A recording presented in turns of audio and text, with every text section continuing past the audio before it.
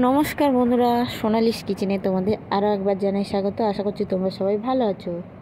তো আজকে আমি বানাচ্ছি দারুণ পুরো রেস্টুরেন্টের স্টাইলে মাটন বিরিয়ানি।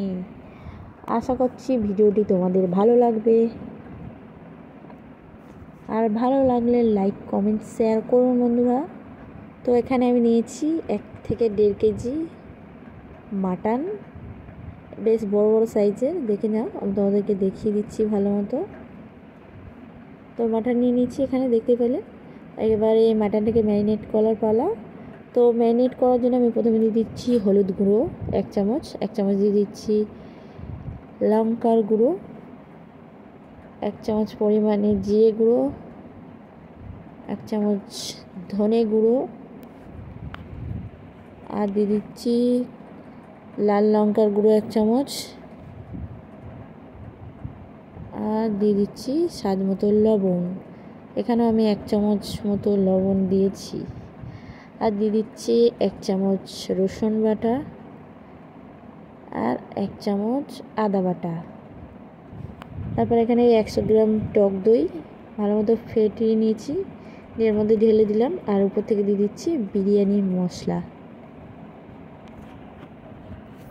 দিয়ে এবার মাটনটাকে ভালো মতো ম্যারিনেট করতে হবে। তো এখানে দিয়ে দিচ্ছি বেশ খানিকটা তেল, মানে সর্ষের তেল। প্রায় 1 কাপ মতো আমি এখানে সর্ষের তেল দিয়েছি, মানে 1 কাপ না, সরি 1/2 কাপ দিয়ে ভালো মতো মাটনটাকে ম্যারিনেট করে আমি এখানে 1 ঘন্টা মতো রেখে দিয়েছিলাম। তোমরা চাইলে 8 ঘন্টাও রাখতে পারো, চাইলে ওভারনাইটও রাখতে পারো, সেটা বড় কথা নয়। তো আমি এখানে 1 ঘন্টার মতো ম্যারিনেট করে রেখে দিয়েছি। আর এদিকে চালটাও ভিজিয়ে দিচ্ছি, আর পেঁয়াজটাও কেটে রেখেছিলাম আগে থাকতে। একটু পেঁয়াজটা মোটা মোটা করে কেটেছি আমি, তোমরা চাইলে সরু সরু করে কাটতে পারো। সরু সরু কাটলে তাড়াতাড়ি হয়ে যায়, বেরেস্তাটাও খুবই ভালো হয়। কিন্তু কী করব বলো, তাড়াহুড়ো যা পেয়েছি তাই করেছি।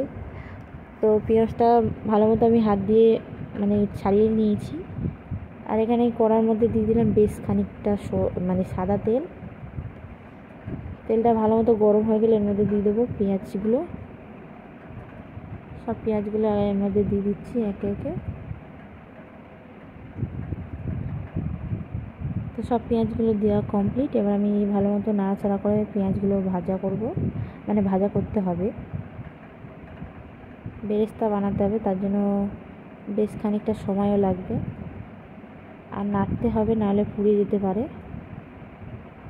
আর অনেক সমস্যা হতেও পারে।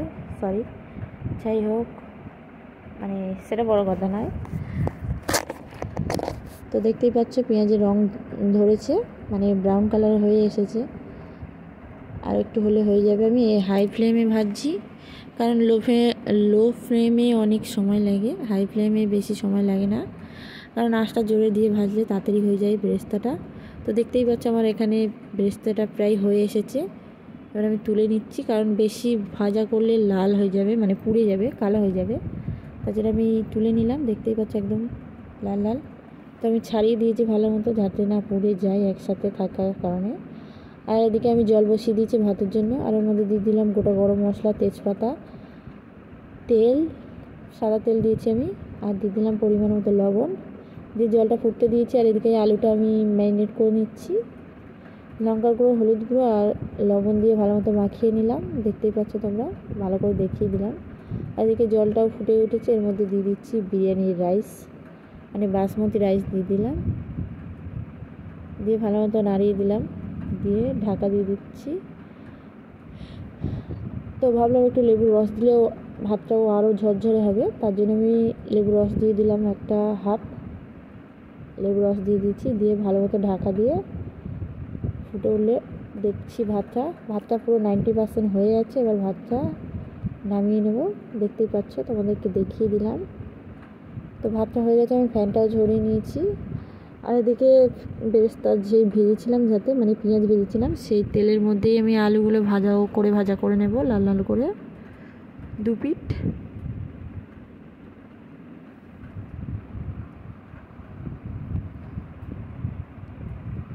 ভালো করে আলুগুলো লাল লাল করে উল্টে পাল্টে ভাজা করে নিচ্ছি। আমি আলুগুলো ভাজা কমপ্লিট। এবার আমি তুলে নিচ্ছি আলুগুলো।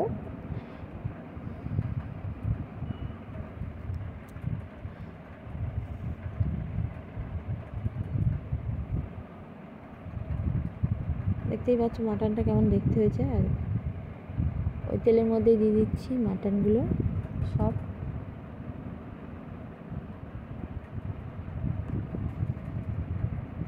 মাটনগুলো দিয়ে দিলাম, যে সব মশলা টশলা সব দিয়ে দিয়েছি ভালো মতো মুছে দেওয়ার পরে ভালো মতো ঢাকা দিয়ে রান্না করব 5 মিনিট। তারপর ঢাকা খুলে আবারও ভালো করে, মানে আমি ঢাকাটা দেখাতে ভুলে গেছি, যাই হোক সেটা বড় কথা নয়। তো ভালো মতো মাংসটা আমি কষিয়ে নিয়েছি প্রায় 1 ঘন্টা 20 মিনিট মতো, মানে 1 ঘন্টা না 20 মিনিট মতো কষিয়ে নিয়েছি। কষানোর পরে আমি প্রেসার কুকারের মধ্যে দিয়ে দিচ্ছি মাটনটাকে। মাটনে আমি একটু জল দিইনি, কড়াটা ধুয়ে জাস্ট অল্প করে একটু জল দেবো প্রেসারে, তাছাড়া আমি জল ব্যবহার করিনি মাটনে। তারপর উপর থেকে দিয়ে দিলাম আলুগুলো, বিরিয়ানির আলুগুলো, মানে সরি মাটনের আলুগুলো দিয়ে আমি এখানে প্রেসারে 2টো সিটি দিয়ে দিয়েছি। তারপরে সেই হাঁড়িতে আমি বিরিয়ানিটা বানাবো, সেই হাঁড়ির মধ্যে ঢেলে দিলাম মাটনটা। সব মাটনটাই এখানে ঢেলে দিয়েছি আমি, দেখতেই পাচ্ছ তোমরা। আর দিয়ে দিচ্ছি উপর থেকে আলু বোগরা।